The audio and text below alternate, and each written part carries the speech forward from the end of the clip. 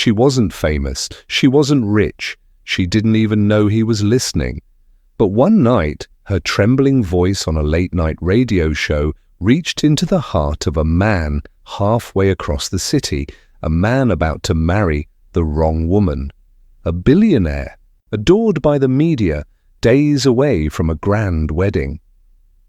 No one could have guessed that a poor girl's anonymous call, barely lasting 5 minutes, would unravel everything. But what she said? What she sang? It awoke something buried deep within.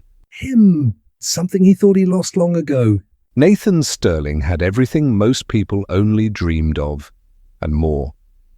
His name alone could sway markets, his face graced magazine covers, and his signature secured billion-dollar deals. Sterling Industries, his empire, sprawled across continents. He was the kind of man people admired from afar. Poised, powerful, unreachable. Today, Nathan was preparing for what the world would call a fairy tale wedding. A union between him and Celeste Vaughan, a stunning socialite whose beauty rivaled Her fame. Designers flitted around, stylists adjusted ties, and photographers angled their shots. Nathan stood still in the center of it all, flawlessly dressed in a custom Italian tuxedo, but behind the polished exterior, something didn't fit. Smile. Just a little, Celeste whispered between clicks of a camera. Her voice was sweet, but her eyes never met his. He smiled, a rehearsed, shallow curve of the lips. Their conversations were transactional, like boardroom negotiations. Guest lists were curated like investor portfolios, flowers, dresses, venues. Each decision felt like another item checked off a corporate agenda. The warmth, the spark, the intimacy one might expect. Absent.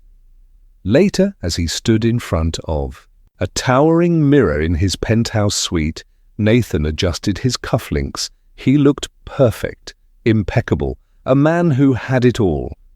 And yet in the quiet of that moment, a strange hollowness echoed beneath the layers of luxury. He had everything, so why did it feel like nothing? The world adored Nathan Sterling, but Nathan Sterling didn't feel a thing. Eleanor, a girl with tired eyes and dreams too big for her small apartment, was working 2 jobs just to survive. By day, she served coffee and stocked shelves at a dusty old record store. By night, she held on to fragments of who she used to be. It was past 2 a.m. when she called into a local late-night radio show, her voice trembling just enough to reveal the truth she was about to share. "Hi, I'm Elena," she said quietly. "I lost someone I loved a long time ago. And with him, I lost a part of myself. I always dreamed of being a singer, but most people never really listened. They looked, judged, but never heard me." There was a pause. Then she began to sing. It was a raw, haunting melody, a song she had written, soaked in grief and hope. No instruments, just her voice. Honest, fragile, powerful. Across the city in the backseat of a luxury car, Nathan Sterling was scrolling through his phone when her voice came on. He froze. The sound cut through the silence like a memory he never knew he had. He couldn't look away, couldn't think. For the first time in a long time, he felt something. Elena's voice lingered long after the song ended. As Nathan sat in the dim glow of his car's back seat, her lyrics echoed in his mind. Soft, aching reminders of a life he hadn't thought about in years. Before the boardrooms, before the headlines, before the billion-dollar empire, there was just a boy with big dreams and an open heart. He remembered late nights in a cramped apartment, the sound of his mother humming while she cooked. He remembered his first love, a girl who used to sing barefoot in the park with laughter in her voice and fire in her eyes. She was wild, real, untamed, just like Elena. and he'd left that world behind, trading it for cold towers of steel and glass. The next morning, as the city buzzed outside his high-rise office, Nathan wasn't focused on numbers or meetings. Instead, he played a recording of the radio show, listening again, this time more intently, tracing every note, every word, every crack in her voice. He couldn't explain why, but he needed to find her. "Get me the name of that caller," he told his assistant, eyes still fixed on the screen. "I want to know who she is." The wedding was supposed to be a grand spectacle, a dazzling event for the world to admire.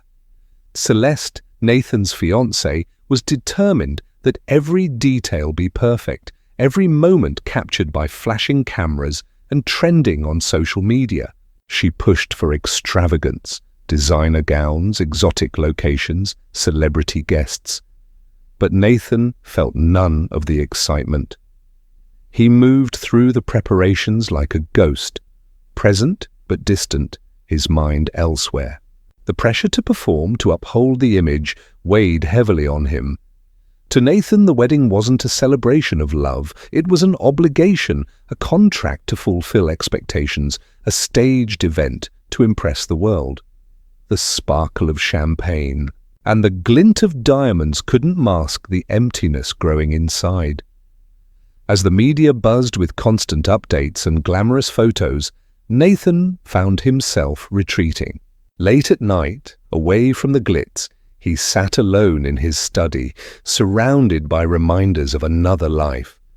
A stack of faded love letters and the soft, haunting replay of Eleanor's song on his phone.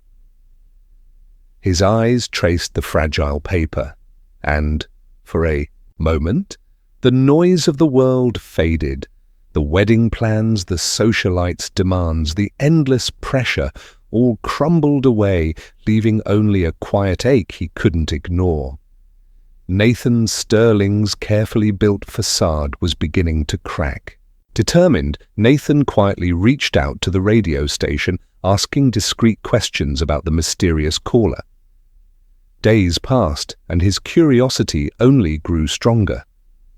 He wasn't just chasing a voice anymore, he was chasing something real, something honest.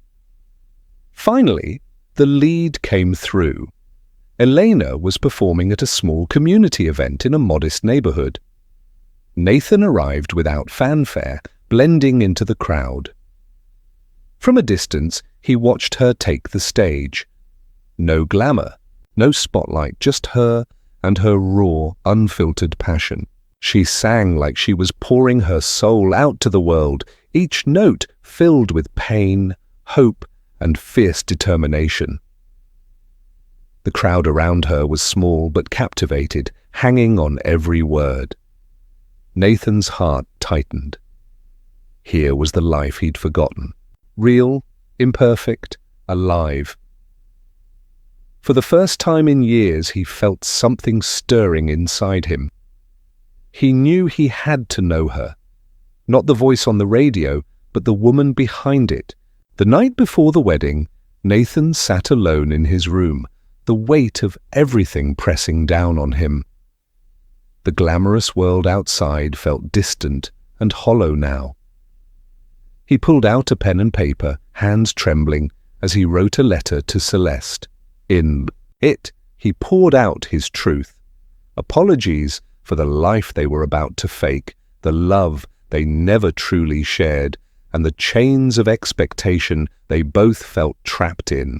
He admitted he couldn't go through with it, not without losing himself completely. When morning came, the wedding was quietly called off. The media erupted with rumors and speculation, but Nathan made no public statements, no announcements, no press conferences. Just silence. The grand event vanished into absence, a bold break from the life he had known and the first step towards something real. For the first time, Nathan chose himself over the world's expectations. Days after the wedding was suddenly called off, Elena heard the news through whispers and headlines.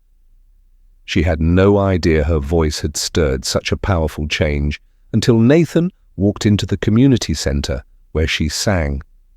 He didn't arrive, with flash or fanfare. No cameras, no crowds. Just a quiet man carrying a simple truth. Looking her in the eyes, Nathan thanked her, not with grand gestures or promises, but with deep, honest words. "You reminded me who I was," he said softly. There was no rush, no dramatic embrace, no fairy tale moment, just two souls acknowledging a spark, a moment where their worlds touched, and something new quietly began. It wasn't an ending or a full-blown love story, yet it was a beginning. And for Nathan and Elena, that was everything. Sometimes it takes a stranger's voice to remind us of our own. Nathan didn't cancel his wedding because he fell in love at first sound. He cancelled it because for the first time in years, he heard truth. Elena didn't try to change anyone's life. She just spoke her pain, and that was enough. In a world of noise, her small voice echoed louder than wealth, louder than expectations, louder than fear. Sometimes the right story, told at the right time, saves someone from the wrong ending.